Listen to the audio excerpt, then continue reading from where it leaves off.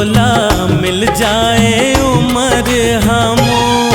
ओ भैया मोर चमकत है राखी के डोर। ओ भैया मोर चमकत है राखी के डोर।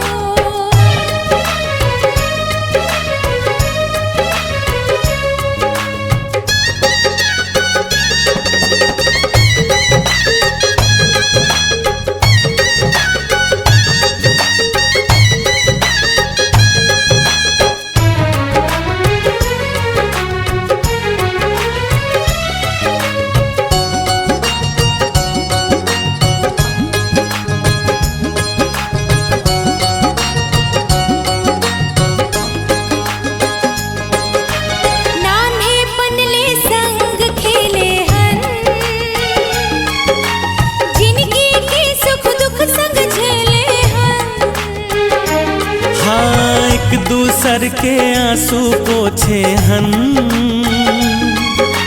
संग हंसे हन संगे रोए हन। नान्हे पनले संग खेले हन, जिंदगी के सुख दुख संग झेले हन। अरे एक दूसर के आंसू पोछे हन, संग हंसे हन संगे रोए हन।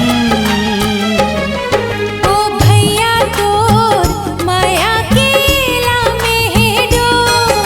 ओ भैया तोर माया के लामे है डोर। तोला मिल जाए उम्र हमो। ओ नोनी तोला मिल जाए उम्र हमो।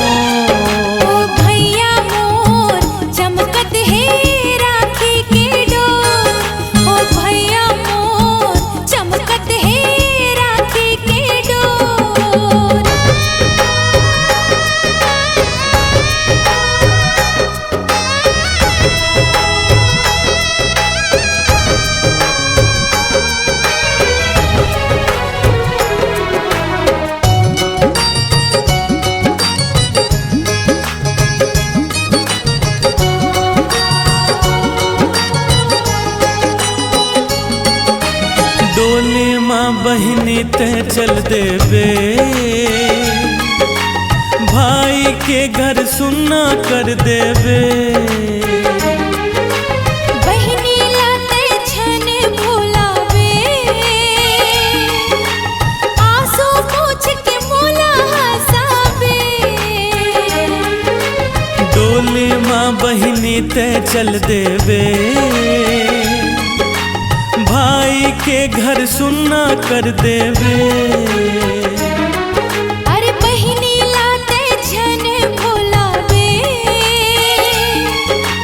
आंसू पोंछ के मोला हंसावे। ओ भैया मोर चमकत है राखी के डोर। ओ भैया मोर चमकत है राखी के डोर। तोला मिल जाए उम्र हमो। ओ नोनी तोला मिल जाए उम्र हमो।